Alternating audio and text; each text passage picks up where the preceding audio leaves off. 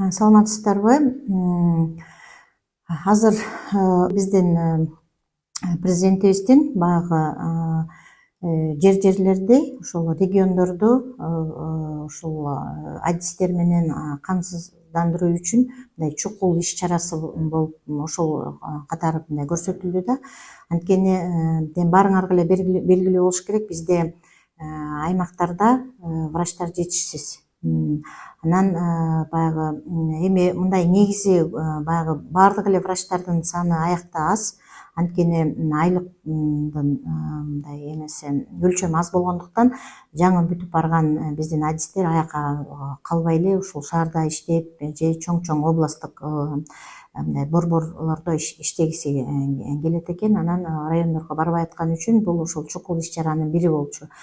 Ал эгер ошол интервьюсун уксаңар, анда баардык врачтарга эмес, ошол анестезиолог, реаниматолог врачына, педиатрга, неонатолог, жанагы врач общий хирург деп коебуз, ошого окшогон адистерге эгер жаңы бүткөн окуу жайын жаңы бүткөн адис ошол жака барса, өзүнүн баягы ала турган айлыгын үстүнө дагы 20 000 сом кошулат. Бул баягы ошол адистер барып ошол жерге иштеп калыш үчүн да. Анткени баягы жаш адис аяка барганда ошол айлыгы жашап аткан жеринин баягы немесин акысын төлөгөнгө жетпей калат. Анткени үй жайы жок болуп калат. Анан эгер үй бүлөсү бар болсо, ал үй бүлөнү да багыш керек болуп калат. Ошондуктан ошол биздин жаш адистерге же ошол регионго барып иштейм деген адиске, ушул эгер ал анестезиолог, реаниматолог болсо, же неонатолог болсо, же өзү жанагы балдар доктору болсо, хирург болсо, анда аларга ошол алып аткан айлыгынын үстүнө ошондой кошулуп берет. Бул дагы бир мындай жардам болуп калат да. Анткени барганда ошол жашап аткан квартплатасын төлөгөнгө жетиштүү, тамак ашына жетиштүү болуп калат. Мындан тышкары депозит программасына дагы өзгөртүүлөр киргизилди. Ошол программанын акчасынын өлчөмү көбөйдү. Эгер мурун 30 ашык миң болсо, азыр 66 миңди түзөт да. Булар ошол региондорго эгер барып иштесе, жерлерине, ошол алыскы райондорго барып иштеген адистерге кайсындай адис болбосо дагы, эгер врач болуп барса, ошол жерге ушул депозит программасына кирип, анан айлыгына дагы бул кошумча болот өзүнчө. Алар мурун эгер биз 45 жашка чейин деп депозитке жазылган, бирок азыр ошол жашы ылдыйлады 35 жашка чейин деп. Анткени негизи эле аяка деген уже жаш өткөндөр көп барбайт экен да депозитке. Анан ошон үчүн көбүнчөсү жаш адистер барсын деп, ошону 35 жашка чейинки адистер ошол депозит программасына киргенге мүмкүнчүлүгү бар. Мына ошол программага эгер илинип калса, кайсыл алыскы районго барып иштесе, ошол программага кирсе, анда айлык маанаясына дагы ушул программанын алкагында кошумча каражат кошулат. Бул жерде азыркы кээ бир врачтар же болбосо кайсы бир кесип ээлери азыр миграциялык тармактарда чет өлкөдө жүргөндөрү дагы жок эмес. Мүмкүн бул өбөлгө ошолордун кайтып келишине дагы кандайдыр бир шарттарды түзөбү?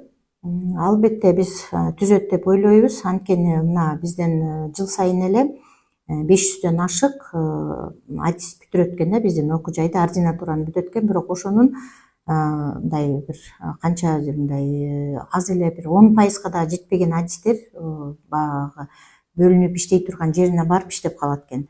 Анан ошон үчүн баягы кандай кылабыз, кандай кылып адистерди ошол региондорго барып ошол жака мындай турукташып отуруп калганына кандай чара мындай кандай иш чараларды көрөбүз деген эле алкагында болгон. Анткени бул президентибиздин жарлыгы жанагы ошо элге айтаардын астында албетте биз бүт анализдеп чыкканбыз. Ошол сунуштардын баары ошондон чыккан да. Анткени көп эле жаш адистер ошол жака барат экен, барып анан кийин мынтип иштейин десе, айлык маанаясы аз, өлчөмү аз. Анан кийин жашаган жеринин квартплатасын төлөй албайт. Анан ал жерде төлөсө өзүнө жашаганга, ошо тамак ашына же үй бүлөсүн бакканга акчасы жетпей калат. Ошондуктан булар кайра эле же жана сиз айткандай чет мамлекетине чыгып кетет. Анткени ал даяр адис да, же ошол жака чыгып кетет, же бияка келип баягы эптеп бир жеке менчик клиникаларга орношуп же баягы жарым ставка болсо дагы бир ушул Бишкек шаарында же Ош шаарында чоң шаарларында кичине болсо дагы бир эмеге орношуп алып иштегенге аракет кылып жүрүшкөн да. Эми буюрса ушул эгер ушул боюнча азыр президенттиктин жарлыгы чыгып, азыр 1-июльдан деп атабыз. Буюрса ошентип айлыгы көбөйүп калса, анда мен ойлойм бүт жана иш таппай жүргөн жаңы бүткөн адистер же негизи эле ушул айлыкка карап баягы чет мамлекетке кетип калгандар кайра кайтып келет деп үмүтүбүз бар. Азыр дагы бир тактап кое турган маселе, жакында эле Кыргыз өкмөтү тарабынан 70 миллион сомдун тегерегиндеги акча каражаты медицина тармагына бөлүндү деген кабар берди. Бул кайсы тармактарды өнүктүрүү максатында болуп жатат? Эми бул акча каражаты баягы ошол ар бир саламаттык сактоо уюмдарына аябай муктаж болуп аткан, ошолордун оңдоп түзөө иштерине же бир башка ооруканаларга заманбап медициналык жабдыктарды алып бергенге ошолорго багытталат. Берки айлык маанайысы ал өзүнчө бюджет менен кетет. Ал эми ошо саламаттыкты сактоо министрлиги жалпысынан ошо эл аралык деңгээлдеги кандай иштерди алып берип жатасыздар? Себеби биз мына өзүңүздөргө белгилүү болгондой, боор, ичек карын жана башка оорулар менен, боор оорулары айрыкча бөйрөк оорулары менен чет мамлекеттерге чыгып операциялар жүргүзүлүп жаткан буга чейин. Азыр ушул эле көйгөйлөрдүн үстүндө сиздер иштеп жатасыздарбы? Албетте бул боюнча иштер алып барылып атат. Биринчиден азыр биздин министр Алымкадыр Свердинович бир топ биздин адистерди чет мамлекетке ошол өзүнүн баягы медициналык жактан деңгээлин, ушул билимин көтөрүп келгенге, чет мамлекетке окуп келгенге жөнөтүлгөн. Азыр дагы биздин адистер ошол жерде окуп атат. Анткени баягы учурда биздин көп жарандар ушул бөйрөк алмаштырганга же боор алмаштырган операцияларга муктаж болуп атат. Анан өзүңөр дагы билет болушуңар керек, бөйрөк алмаштыруу операция бизде 2012 жылдан бери акырындык менен баягы 1-2 жүрүп келаткан. Андан кийин баягы каржы маселеси айынан мындай бир канча жылга токтоп калган.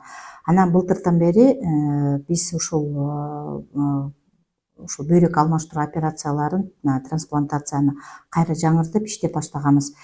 Былтыр ушул биринчи операциялар Кыргыз-Түрк достук ооруканасында башталган. Ошондон кийин азыр биздин эне жана баланы коргоо улуттук борборунда уланып атат. Азыр кезекте дагы бир 5-6 адис бейтап бар. Ошолор баягы ошол операцияга бөйрөгүн алмаштырганга даярданып атат да. Азыр ошо донорлору бар, уже операцияга даяр болгон баягы донор менен реципиенттин жана дал келүүлүсү ошол донордун бөйрөгү тиги реципиентке жарайбы, жарабайбы деген операцияны өтүп, ошол мындай изилдөөлөрдөн өткөн бейтаптар азыр ошолор кезекте турат. Негизи бизде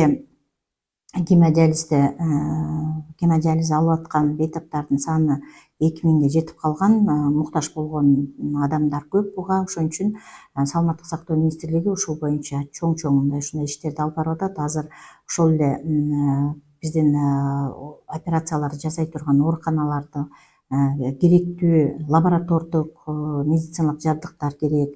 Андан сырткары ошол операция учурунда керектүү баягы медициналык шаймандар, ошолордун баары керек. Ошонун баарынын тизмеси, ошо канча кетет, ошонун баары бүт каралып, ошонун баары бекитилген тизмелеричи.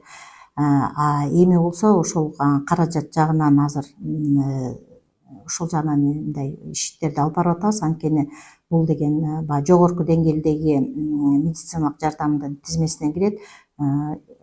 Көп мындай дары дармектер, көп жабдуулар керек болот. Ошондуктан көп акча каражатын дагы талап кылат. Анан азыр биз ошол каржы министрлиги менен ошол боюнча жумуш алып барып атабыз. Жана гемодиализге азыр көп каражат бөлүнүп атпайбы? Ошол каражат эгер ошол жерде гемодиализ алып аткан бейтап эгерде өзүнүн донорун тапса, ошол бейтап баягы гемодиализге бөлүнгөн акчасы ошол бейтапка операцияга жумшалат да. Ошол боюнча бизде азыр чоң мындай мыйзамдаштырылган укуктук документтер даярданып азыр кабинет министровда немеде турат, ошолордун бекитилүүсүндө турат да. Демек сиздерде башка мамлекеттер менен тажрыйба алмашуудагы иштери жүрүп жаткан окшойт. Ал боюнча көп жумуштар болуп атат. Кайсы мамлекеттер боюнча? Азыр биз аябай тыкыз түрк мамлекети менен иштешип атабыз. Андан сырткары бизге өзлөрүнүн сунуштарын көп берип келип аткандардан булар Кытай Республикасы көп келип атат. Алар дагы ушул тажрыйба алмашуу боюнча биздин адистерди ошол жактан окутуп, бияка же алардын адистери бияка келип мастер-класстарды өткөргөн боюнча ошондой эле мына азыр биздин адистер жанагы ошол боор бөйрөк алмаштыруу боюнча биздин адистер азыр Турцияда Малатия шаарында окуп атышат. Ошол жерде университетский клиника бар экен. Ошол жерде өзлөрүнүн билимин жогорулатып окуп келип атышат.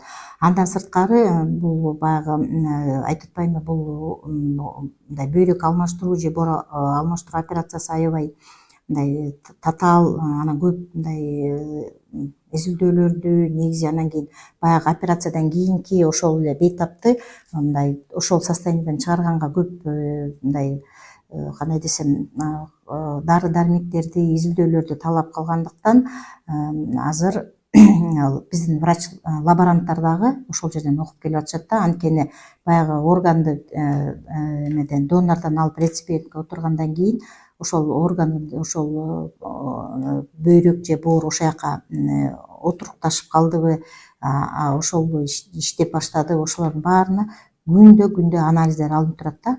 Ошол боюнча биздин лаборанттар да окуп келишти. Эми буюрса акырындык менен бул жагынан жакшы иштер жүрүп атат.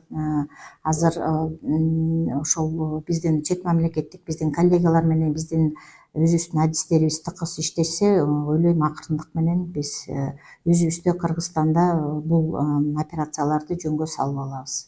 Андан сырткары бизде Россия Федерациясы менен дагы көп иштер болуп атат. Бул жакта болсо көп онкология жактан, онкология жана балдардын онкология оорусу, чоңдордун онкология оорусу боюнча дагы мындай тажрыйба алмашуу дагы, анан бири-бирибизге жардам берүү максатында дагы көп иш-чаралар жүргүзүп атат. Мисалы катары айтып кетсем, бул биздин мамлекетибизде улуттук онкология борборунда ядерная медицинаны киргизүү боюнча азыр иш-чаралар жүрүп атат.